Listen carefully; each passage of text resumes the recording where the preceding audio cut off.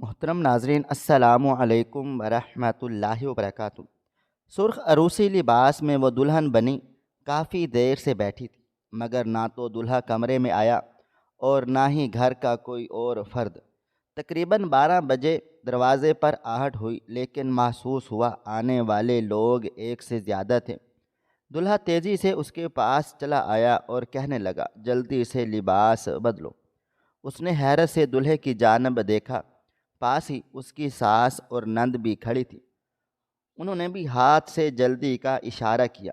وہ تیزی سے بیڈ سے نیچے اتر آئی۔ اسے سمجھ نہیں آ رہا تھا یہ ہو کیا رہا ہے۔ اسے لباس میں بدلوا کر بنا کچھ بتائے وہ پچھلے دروازے سے باہر نکلے کہ اچانک سامنے سے دعا کافی وقت سے سرخ عروسی لباس میں دلہن سجی بیٹھی تھی۔ وہ اپنے شوہر کے آنے کا انتظار کر رہی تھی، اپنی آنکھوں میں کئی خواب سجا کر دروازے کو مسلسل دیکھی چلی جا رہی تھی، لیکن ابھی تک اس کا شوہر نہیں آیا تھا۔ وہ اپنے خیالوں کی دنیا میں گم تھی کہ اچانک بہت ہی عجیب و غریب آواز اس کو سنائی دینے لگی۔ پہلے تو اس نے اس آواز کو نظر انداز کیا، لیکن پھر جب یہ آواز دعا کو اپنی طرف متوجہ کر رہی تھی تو وہ اپنی توجہ اس کی طرف کرنے لگی۔ جیسے اس نے اپنی توجہ اس آواز کی طرف کی تو وہ دعا کے شوہر کی آواز تھی، جو بھاگتا ہوا اس کے کمرے کی طرف آ رہا تھا۔ یہ قدموں کی آواز اس کے دل کو دھکا دینے کے لیے کافی تھی۔ دعا نے جیسے ہی قدموں کی آہٹ اپنے قریب آتے ہوئے سنی تو اس نے فوراً سے گھونگھٹ منہ پر دے دیا اور ایک پیاری سی مسکان اپنے چہرے پر سجا کر بیٹھ گئی، اور سوچنے لگی کہ شاید اس کے خوابوں کا شہزادہ آ گیا ہے۔ دعا نے اپنے لہنگے کو جوڑا اور ایک ہاتھ کے اوپر دوسرا ہاتھ رکھ کر اپنے شوہر علی کے قدموں کی آہٹ سننے لگی۔ علی جیسے ہی کمرے کے اندر آیا، اس نے دروازہ بہت ہی عجیب و غریب طریقے سے کھولا۔ کہنے لگا کہ جلدی سے یہ کپڑے اتارو اور عام سے کپڑے پہن لو۔ دعا نے علی کی اس بات کو سنتے ہی اپنا گھونگھٹ اتارا اور اس کو حیران ہو کر دیکھنے لگی، جیسے وہ یہ ظاہر کر رہی تھی کہ اس کو اپنے شوہر کی بات سمجھ ہی نہیں آئی۔ پھر علی نے کہا کہ میں تم سے کہہ رہا ہوں، جلدی سے اٹھو، اپنے ہاتھوں سے چوڑیاں اور پاؤں سے پائل اتارو، ان کی آواز باہر تک نہیں جانی چاہیے۔ دعا بے حد حیران ہو چکی تھی اور وہ سوچ رہی تھی کہ علی یہ سب کچھ کیا کہہ رہا ہے۔ جب دعا کو کچھ سمجھ نہ آیا تو علی نے فوراً سے اس کا ہاتھ پکڑا اور اس کو گھسیٹتا ہوا دوسرے کمرے میں لے گیا اور کہا کہ جلدی سے اپنا حلیہ تبدیل کرو، کیونکہ اگر تمہیں اس حال میں کسی نے دیکھ لیا تو بہت بڑی مشکل ہو جائے گی۔ دعا بالکل خاموش علی کو دیکھتی چلی جا رہی تھی، کیونکہ اس کو علی کی اس حرکت کا اندازہ نہیں تھا اور نہ ہی وہ علی کی اس بات کو سمجھ پا رہی تھی۔ علی ایک کے بعد ایک بات اسے کیے جا رہا تھا اور وہ حیران ہو کر اس کی بات کو سنتی رہی، اور پھر علی کے زبردستی کہنے پر اس نے اپنا حلیہ تبدیل کیا، لیکن جیسے وہ ڈر گئی اور اس کے پائل کی آواز باہر تک آئی تو اس کی ماں فوراً سے علی کے پاس آئی اور کہا، کیا ابھی تک تمہاری بیوی دعا نے اپنی پائل نہیں اتاری؟ اس کی آواز باہر تک آ گئی ہے، اب تو ہم ضرور مصیبت میں پھنسنے والے ہیں۔ سردار سراج الدین کے گنڈے ہمارے گھر کے باہر موجود ہیں، اگر انہوں نے یہ آواز سن لی تو وہ اجازت لیے بغیر گھر میں گھس آئیں گے اور پھر نتیجے کے تم خود ذمہ دار ہوں گے۔ علی نے اپنی ماں کو حوصلہ دیتے ہوئے کہا، اماں جان، میں کب سے دعا کو کہہ رہا ہوں کہ جلدی سے یہ سرخ سوٹ اتارو، اپنی چوڑیاں چھپا دو اور پائل کو اپنے پاؤں سے اتار لو، لیکن اس کو میری بات سمجھ ہی نہیں آتی۔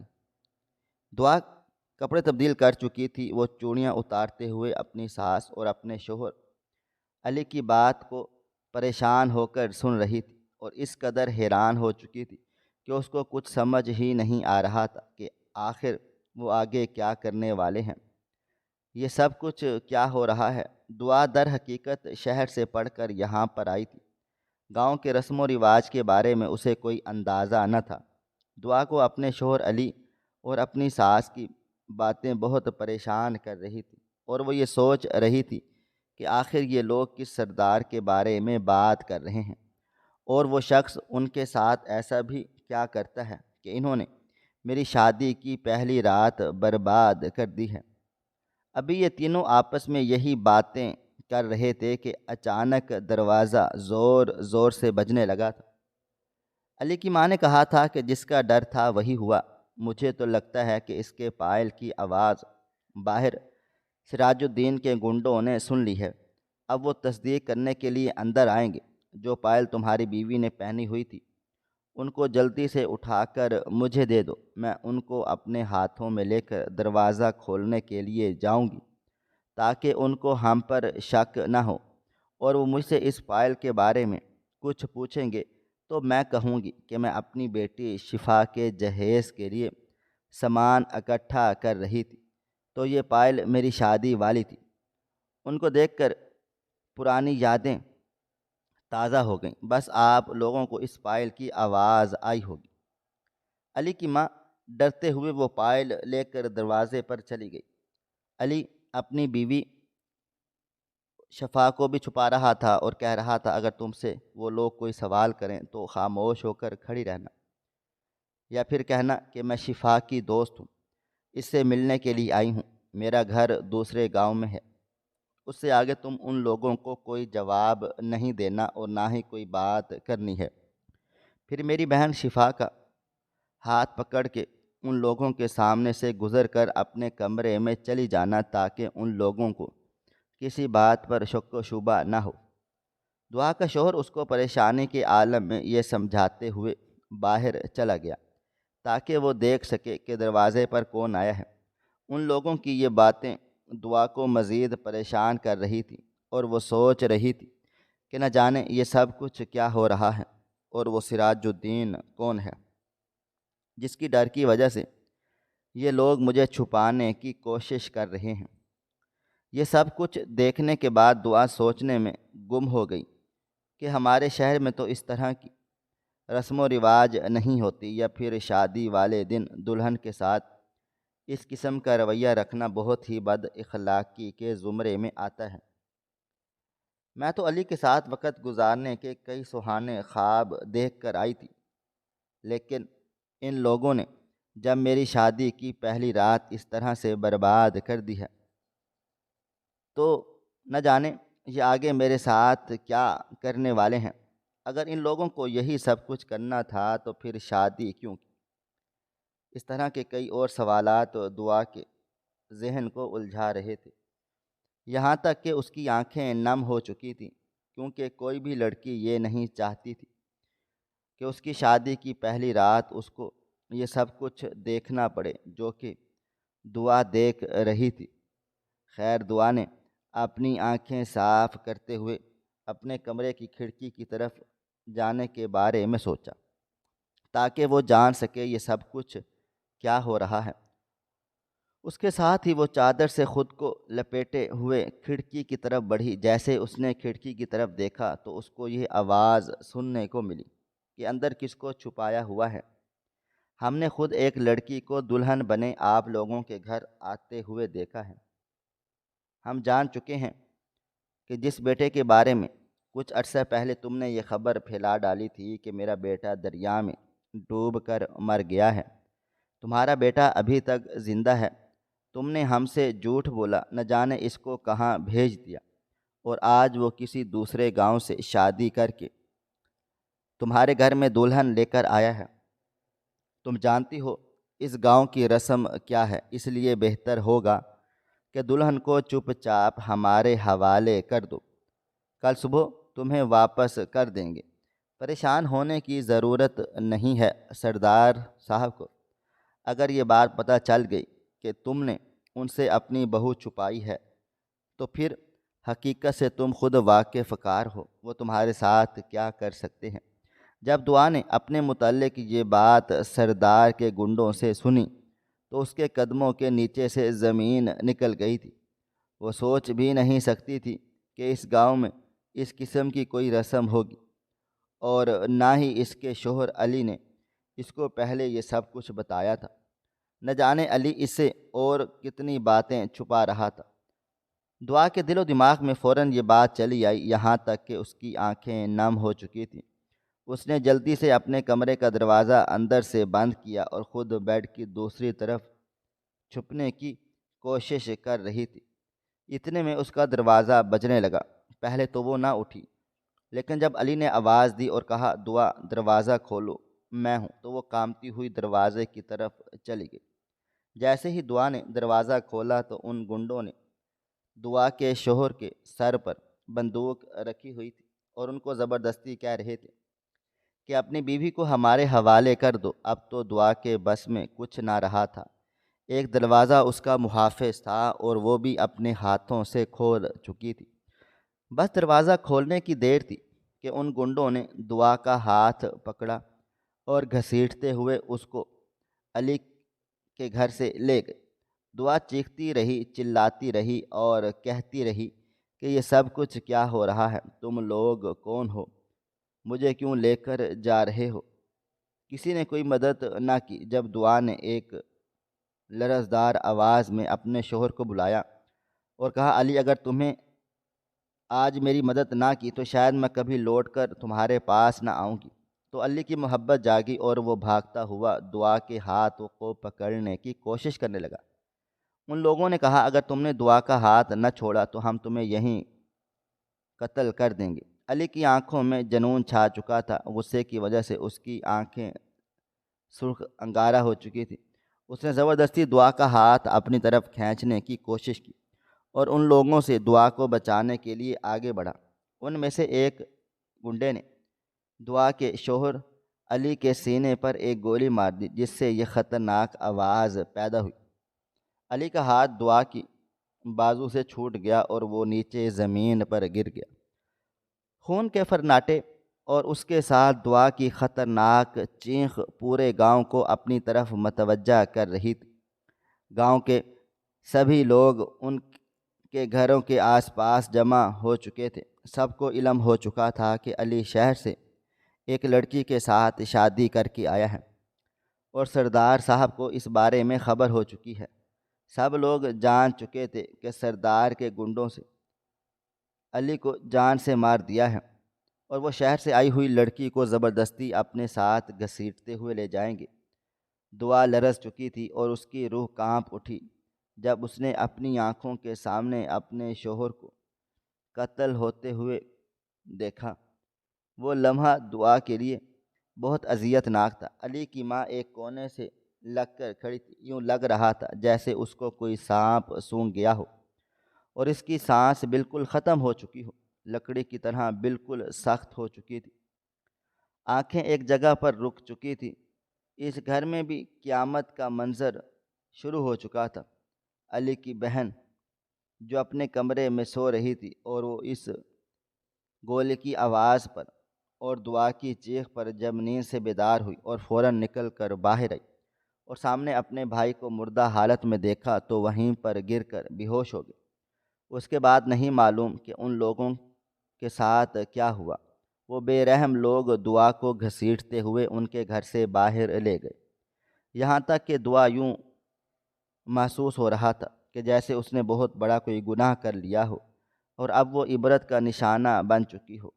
گاؤں کے سبھی لوگ اس کو دیکھ کر حیران ہو چکے تھے۔ ان لوگوں کی آنکھیں نم ہو چکی تھی۔ یہاں پر کئی انسان تھے لیکن کوئی بھی انسانیت کے اصل درجے کا حقدار نہ تھا جو دعا کی مدد کے لیے آتا۔ گاؤں کے سبھی لوگ جانتے تھے اگر کوئی بھی دعا کی مدد کے لیے گیا تو اس کا حشر بھی علی کی طرح ہوگا، کیونکہ سردار کے بے رحم گنڈے ہر آواز اٹھانے والے شخص کے ساتھ یہی کچھ کرتے تھے کہ اس کی آواز ہمیشہ کے لیے ختم کر دیتے تھے، جیسا کہ وہ علی کے علاوہ ماضی میں کئی لوگوں کے ساتھ کر چکے تھے۔ خیر وہ لوگ سب کے سامنے دعا کو لے کر چلے گئے۔ دعا چیخ رہی تھی، چلا رہی تھی اور کہہ رہی تھی کہ آپ سب لوگ بے رحم ہیں، ظلم کی آواز کو دبا رہے ہیں، حالانکہ آپ لوگوں کو حق کے لیے آواز بلند کرنی چاہیے۔ مجھے بچاؤ، میرے شوہر کی آخری سانسیں چل رہی ہیں، میں آپ لوگوں سے مدد مانگ رہی ہوں، خدارا مجھ پر رحم کر دو۔ دعا نے یہ سب گزرتے ہوئے ان لوگوں سے کہا تھا جو لوگ دعا کو مسلسل دیکھی چلے جا رہے تھے اور ایک دوسرے سے باتیں کر رہے تھے۔ خیر وہ لوگ دعا کو زبردستی سردار کے گھر تک لے گئے اور وہاں پر جا کے انہوں نے سردار کے کمرے میں دعا کو بند کر دیا تھا۔ سردار سراج الدین وہ شخص تھا جس کا نام سنتے ہی گاؤں کا ہر آدمی کانپ اٹھتا تھا۔ اگر کوئی بھی اس شخص کی بات نہ مانتا تو وہ اپنے انجام سے واقف ہوتا اور موت کے علاوہ اس کا کوئی انجام نہ ہوتا تھا۔ لیکن دعا کو اس بارے میں کچھ علم نہ تھا، نہ تو دعا اس گاؤں کے رسم و رواج سے انجان تھی۔ وہ علی کی محبت میں شہر سے یہاں لوٹ کر آئی تھی۔ علی کی محبت تھی جو اس کو اس منظر تک لے آئی تھی۔ در حقیقت اس گاؤں میں پڑھنے کا کوئی رواج نہ تھا۔ کئی NGOs نے اسکول کھولنے کی کوشش کی، لیکن سردار سراج الدین جو اس پورے گاؤں کا سردار تھا ان کو اسکول کھولنے کی اجازت نہ دیتا، کیونکہ وہ نہیں چاہتا تھا کہ اس کا گاؤں کا کوئی بھی بچہ پڑھ لکھ کر آگے بڑھے اور سردار کا مقابلہ کرنے جو بھی شخص اپنے بچوں کو پڑھانے کی خواہش کا اظہار کرتا تو سردار اس کا قتل کروا دیتا اور کانوں کان اس کی قتل کی خبر بھی کسی تک نہ ہوتی۔ اس طرح کئی صدیوں سے اس سردار کے آباء و اجداد نے بھی ان گاؤں والوں کے ساتھ یہ سب کچھ کیا تھا۔ یہ رسم ان کی صدیوں سے چلی آ رہی تھی، لیکن اس بارے میں دعا کو کوئی علم نہ تھا۔ ان کے سردار جو اس گاؤں میں بہت ہی معزز مانے جاتے تھے، در حقیقت گاؤں میں ہونے والی ہر شادی کی پہلی رات وہ رات اس سردار کے ساتھ گزارتی تھی۔ اس کے بعد وہ اپنے شوہر کے پاس چلی جاتی تھی۔ جو عورت اس سردار کے پاس نہ جاتی تو یہ شخص نہ صرف اس کو زبردستی اپنے پاس بلوا لیتا بلکہ اس کے شوہر اور اس کے تمام گھر والوں کو قتل کروا دیتا تھا، یہاں تک کہ وہ عورت گھر واپس جانے کی نہ ہوتی۔ اس طرح سے یہ کئی گناہ کر چکا تھا، ہر وقت نشے میں رہتا تھا اور اس کی آل و اولاد بھی ہر وقت زنا کرتی رہتی تھی۔ اس گاؤں میں ظلم و ستم کی حد ہو چکی تھی اور اب یہ ظلم دعا کے ساتھ بھی ہونے والا تھا۔ دعا سردار کے کمرے میں آ چکی تھی۔ بہت زیادہ رونے کی وجہ سے اس کی آنکھوں کے آگے اندھیرا سا ہونے لگا تھا۔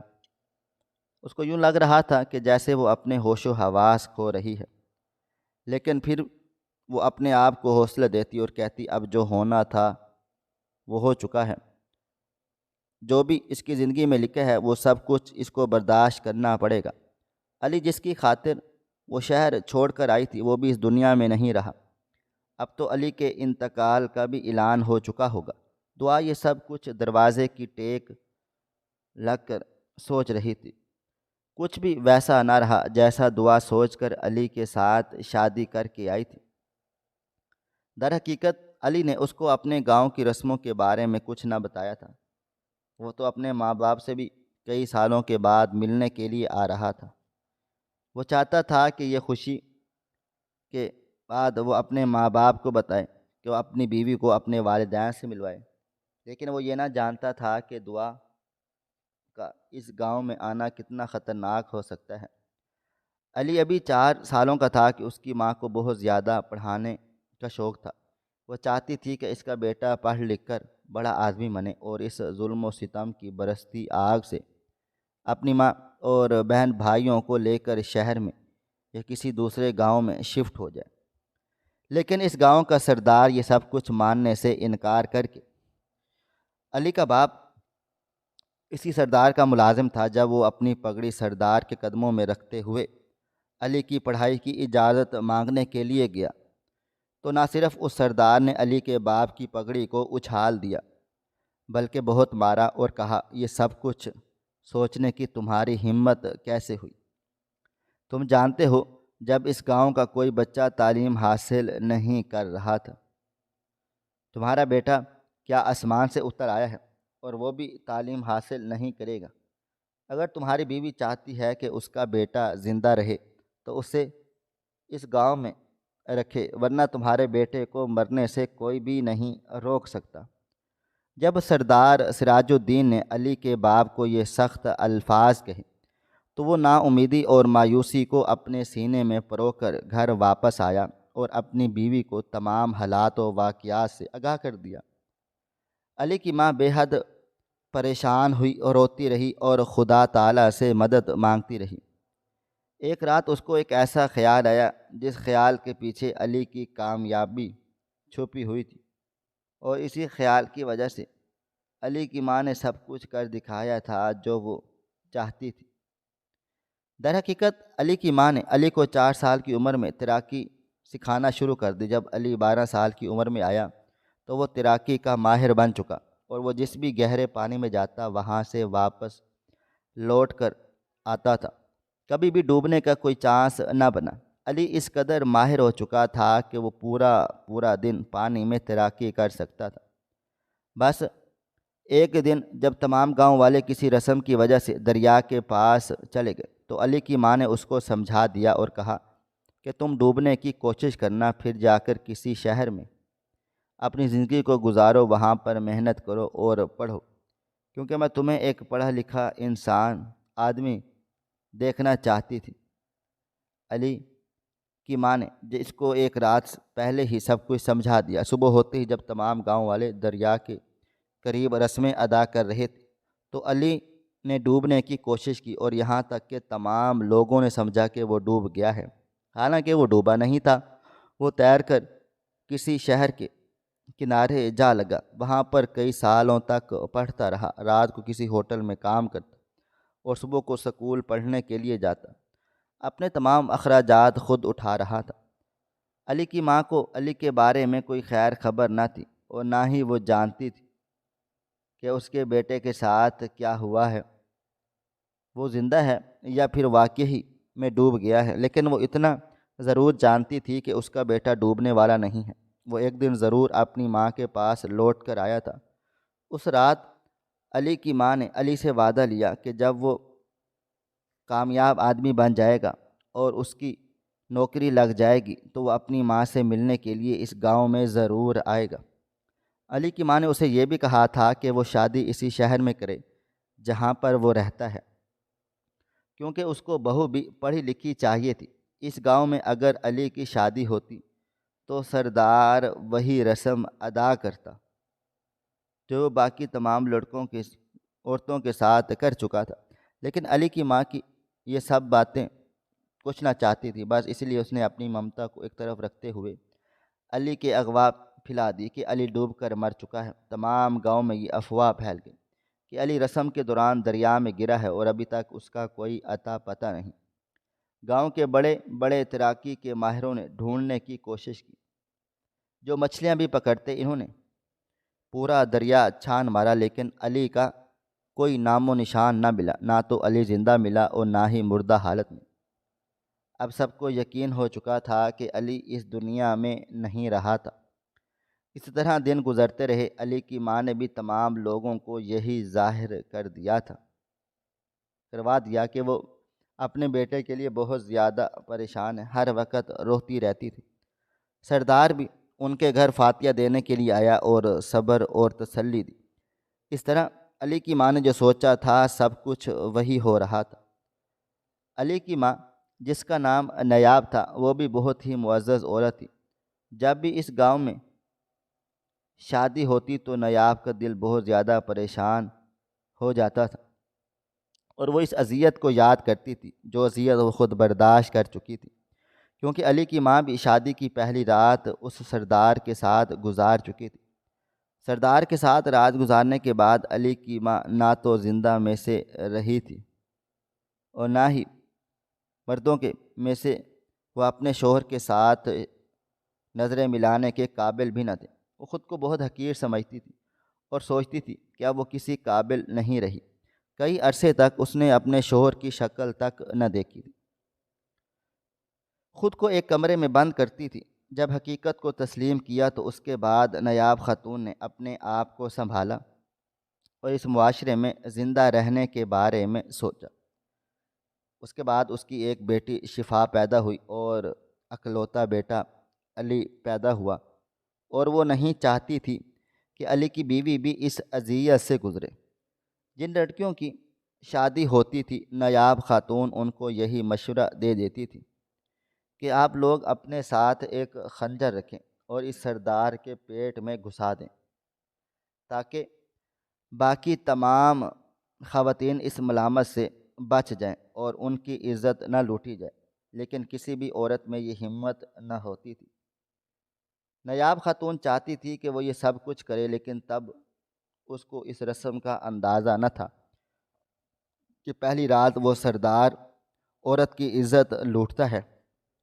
وہ سمجھتی تھی کہ شاید وہ گھر میں رکھ کر کوئی کام کرواتا ہوگا یا پھر کئی اور قسم کے خیالات اس کو آتے تھے، لیکن جب حقیقت اس کو سمجھ میں آئی تو وہ ہر عورت کو شادی کرنے سے منع کرتی تھی اور کہتی تھی کہ آپ لوگ زہر کھا کر مر جائیں، اس سردار کے ساتھ رات مت گزاریں۔ لیکن کوئی بھی لڑکی اس کی بات پر توجہ نہ دیتی تھی۔ جب ان کے ساتھ بھی وہی کچھ ہو جاتا تو پھر ان کو احساس ہوتا تھا کہ انہوں نے کتنا بڑا گناہ کر دیا ہے۔ اب تو ہر عورت کو یہ حقیقت تسلیم کرنی پڑتی تھی، کیونکہ کئی صدیوں سے اس گاؤں کا یہی رواج چل رہا تھا اور یہ رسم تمام خواتین کے لیے مصیبت بن چکی تھی۔ گاؤں کا سردار ہر عورت کی عزت کا مزہ چکھ چکا تھا، نہ جانے اس نے اور کتنے گناہ کرنے تھے۔ اس طرح اب باری تھی دعا کی۔ علی اور دعا ایک ہی سکول میں پڑھے لکھے اور اس کے بعد انہوں نے ایک ہی کالج میں ایڈمیشن لیا۔ یہ دونوں بہت اچھے دوست بن چکے تھے۔ اب ان کی دوستی اس قدر گہری ہو چکی تھی کہ ان دونوں کو ایک دوسرے سے محبت ہو گئی، اور اس محبت کا اظہار سب سے پہلے دعا نے کیا تھا۔ دعا کو علی بہت زیادہ پسند تھا، تو علی اس قدر خوبصورت تھا کہ اس کی خوبصورتی کا چرچا پورے کالج میں ہوتا تھا۔ کالج کی اکثر لڑکیاں اس کو دیکھ کر حاصل کرنے کی کوشش کرتی تھی، لیکن حاصل نہ کر سکتی تھی، کیونکہ علی تو خود دعا کی محبت میں گرفتار ہو چکا تھا۔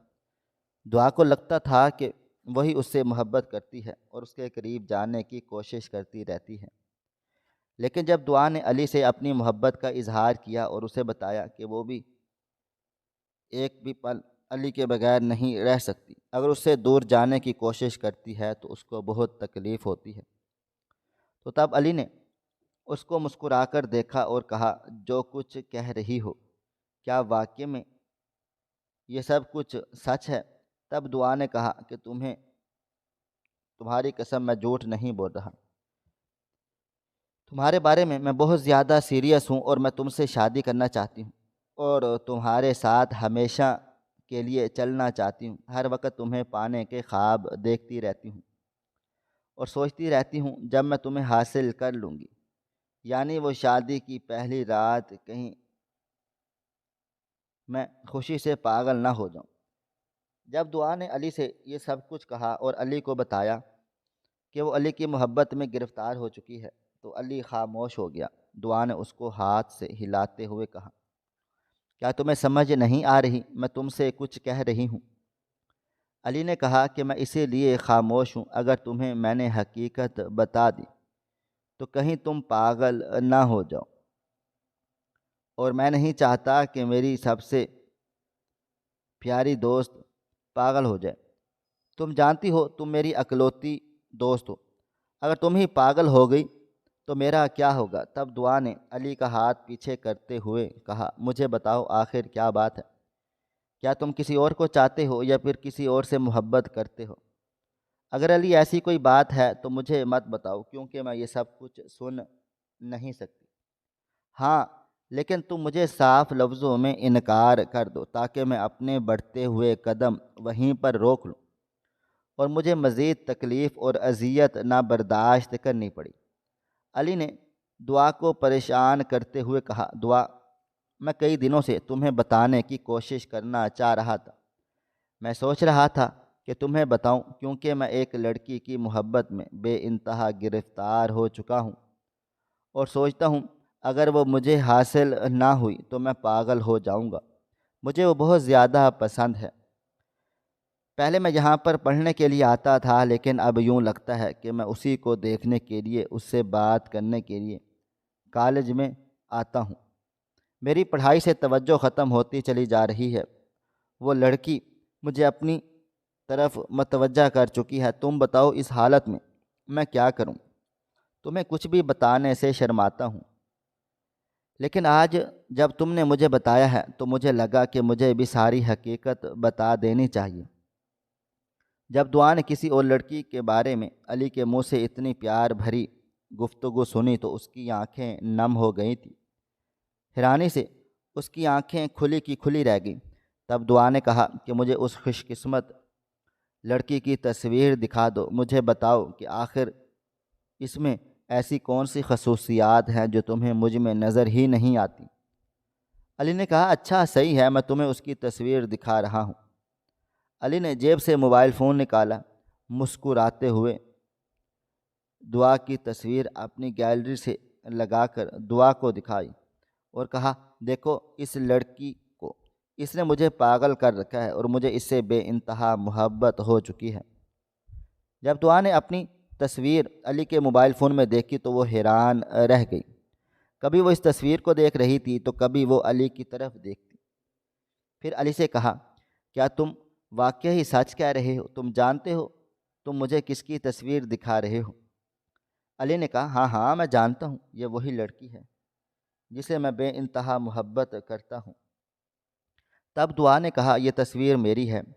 پھر علی نے مسکراتے ہوئے دعا سے کہا ہاں دعا یہ تم ہو، اور کئی عرصے سے میں تم سے بے انتہا عشق کر بیٹھا ہوں۔ بس پھر دونوں کو ایک دوسرے کو دیکھ کر مسکرانے لگے۔ دعا کو یوں لگا جیسے اس نے دنیا میں ہر خوشی کو حاصل کر لیا۔ اس کو یوں لگ رہا تھا جیسے علی کے اس کی زندگی میں آنے میں تمام خواہشات پوری ہو چکی ہیں اور اس کی زندگی رنگوں سے بھر چکی ہے، لیکن علی کی صورت میں خدا نے اسے ایک ایسی آزمائش میں ڈالا کہ وہ اپنے پیدا ہونے پر بھی افسوس کرتی تھی اور کہتی تھی کہ کاش میں علی سے شادی نہ کرتی، یا پھر شادی کر کے علی کو گاؤں میں نہ آنے دیتی۔ اس طرح کے ساتھ وہیں پر وقت گزارتی اور اس کے ماں باپ کو اپنے شہر میں بلوا کر مل لیتی۔ خیر اب یہ سب سوچنا بھی فضول تھا، کیونکہ حالات دعا کے قابو سے نکل چکے تھے۔ کچھ بھی دعا کے پاس باقی نہ رہا تھا۔ گاؤں کی ظالمانہ رسم نے دعا کو توڑ کر رکھ دیا۔ ابھی دعا بیٹھی کمرے میں یہی سب کچھ سوچ رہی تھی کہ دعا کو کسی کے قدموں کی آہٹ محسوس ہوئی۔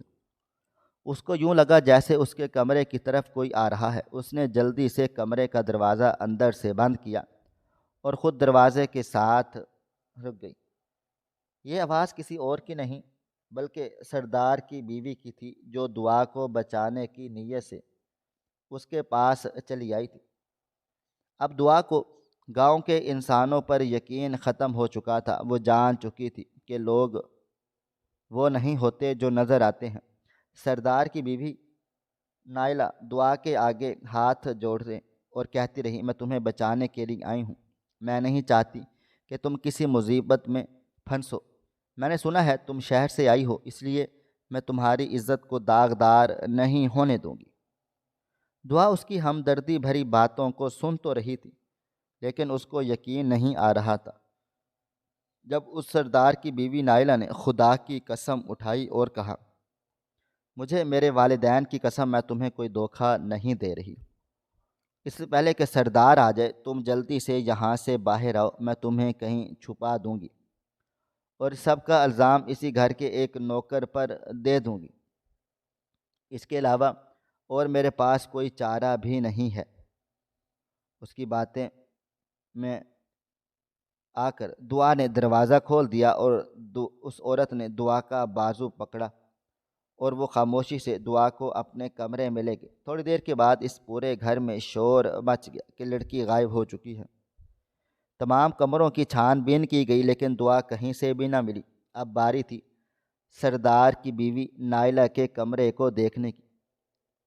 یہاں پر ابھی تک کوئی بھی ایسا پیدا نہ ہوا تھا جو نائلہ کے کمرے میں بغیر اجازت کے آتے۔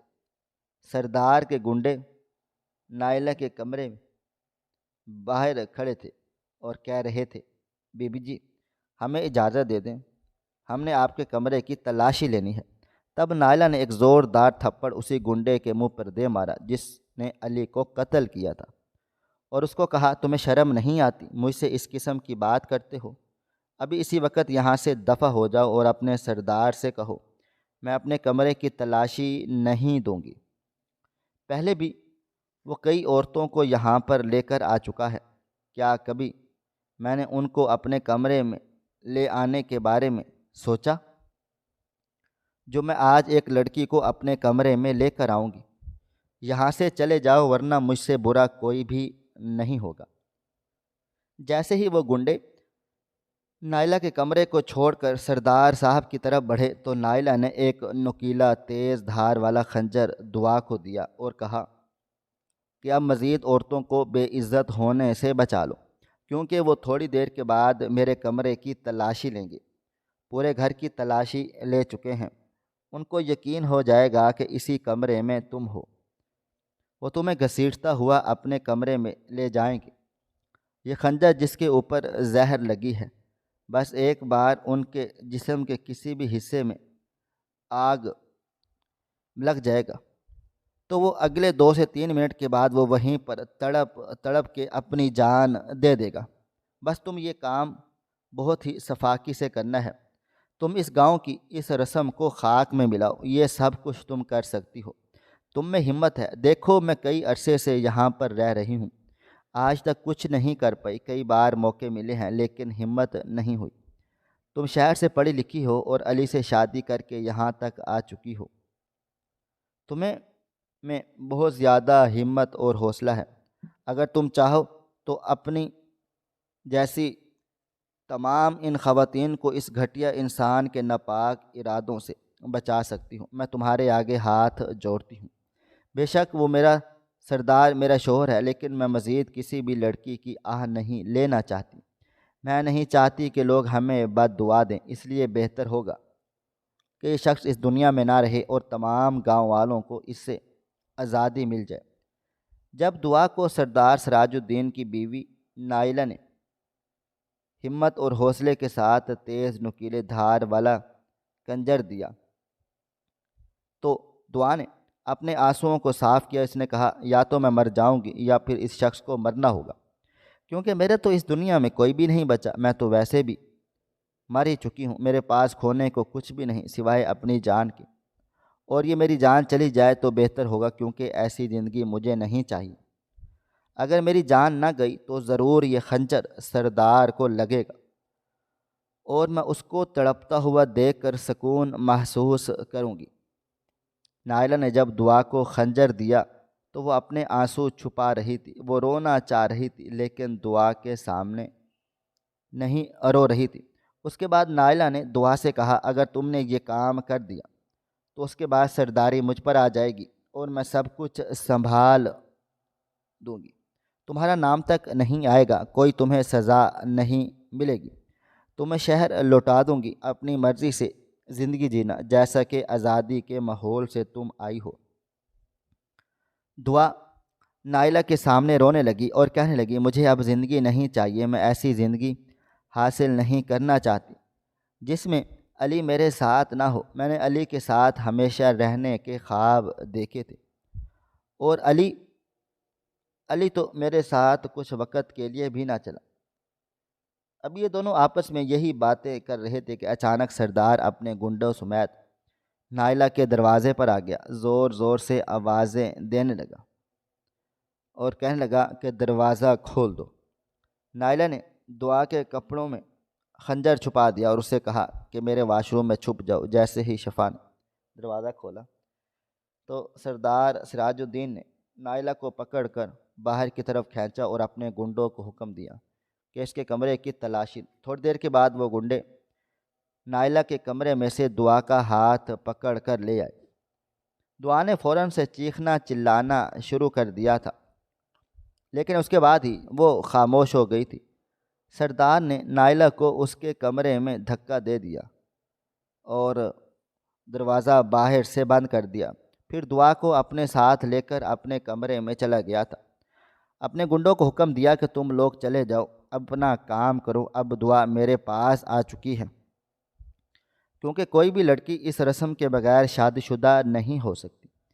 یہ اس گاؤں کا قانون ہے اور اس رسم سے دعا کو بھی گزرنا ہوگا۔ یہ سب کچھ کہتے ہی سردار دعا کو زبردستی اپنے کمرے میں لے کر گیا۔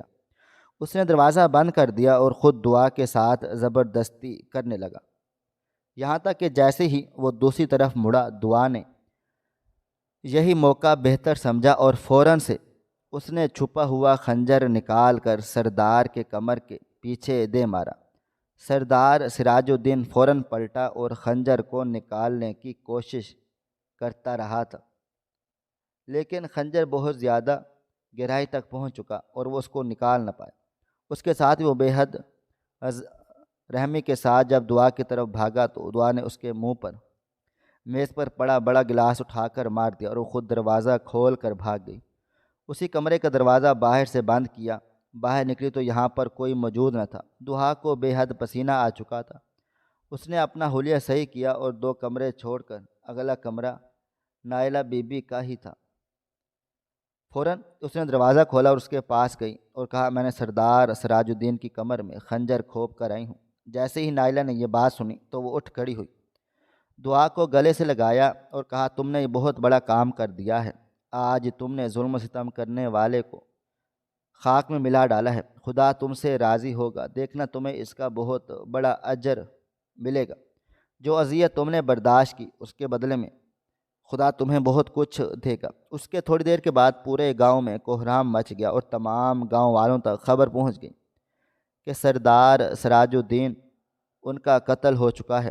گاؤں کے تمام لوگوں نے خدا کا لاکھ لاکھ شکر ادا کیا تھا، اور جو لڑکیاں جن کی ابھی شادی ہونے والی تھی وہ سجدے میں گر گئیں اور کہنے لگیں، اے اللہ تیرا لاکھ لاکھ شکر ہے، تو نے ہم پر رحم کیا اور ہم سے راضی ہوا۔ اس کے بعد نائلہ اس گاؤں کی سردار بن گئی، لیکن دعا کے پاس کچھ نہ بچا تھا۔ وہ فوراً علی کی طرف بھاگی۔ اب تو صبح ہو چکی تھی، علی ہسپتال میں منتقل ہو چکا تھا، اس کی آخری سانسیں چل رہی تھی۔ جیسے ہی اس نے دعا کو دیکھا تو وہ حیران رہ گیا۔ دعا نے کہا، علی دیکھو میں واپس آ گئی ہوں، تمہارے سردار نے مجھے ہاتھ تک نہیں لگایا، میں نے اس کا قتل کر دیا ہے، ظلم ختم ہو چکا ہے۔ اب گاؤں کی کوئی بھی لڑکی شادی کرنے سے نہیں گھبرائے گی اور نہ ہی اس کو پہلی رات سردار کے ساتھ گزارنی پڑے گی۔ میں نے ظلم کا خاتمہ کر دیا ہے۔ جیسے ہی دعا کے یہ الفاظ علی نے سنے تو اس کی آنکھیں نم ہو گئیں، اس کے دل کی دھڑکن جہاں پر ختم ہونے والی تھی، دعا کے جاتے ساتھ ہی اس کے دل کی دھڑکن تیز تیز ہو گئی تھی۔ ڈاکٹروں نے کہا کہ خدا کا لاکھ لاکھ شکر ہے کہ مریض کی طبیعت بہتر ہو رہی ہے، محترمہ آپ ایک طرف کو ہو جائیں، ہمیں ان کا علاج کرنے دیں۔ اس کے بعد نائلہ بھی ہسپتال پہنچ گئی۔ دعا، نائلہ، علی کی بہن شفا اور اس کی ماں نیاب علی کی صحت کے لیے دعا کرنے لگیں۔ خدا تعالیٰ نے ان تمام عورتوں کی دعائیں سن لیں اور علی صحت یاب ہو گیا۔ خوشیوں کا سماں آ گیا۔ گاؤں کے تمام لوگوں نے دعا کی ہمت کی اور جرأت کو سلام کیا، اور اس کے ساتھ ہی دعا اور علی خوشگوار زندگی گزارنے لگی۔ دعا کے کہنے پر نائلہ نے اس گاؤں میں سکول کی اجازت دے دی۔ اس گاؤں کے تمام بچے تعلیم کی روشنی سے آراستہ ہونے لگے اور ہر گھر میں پرسکون ماحول پیدا ہو گیا۔ گاؤں کے تمام بچے تعلیم حاصل کرتے رہے اور اپنی زندگیوں کو اپنی مرضی سے گزارنے لگے۔ نائلہ کو اس گاؤں کی ذمہ داری مل گئی تھی۔ دعا اور علی کی محبت سچی نکلی۔ ان دونوں نے ایک دوسرے کو کھو کر دوبارہ حاصل کر لیا تھا۔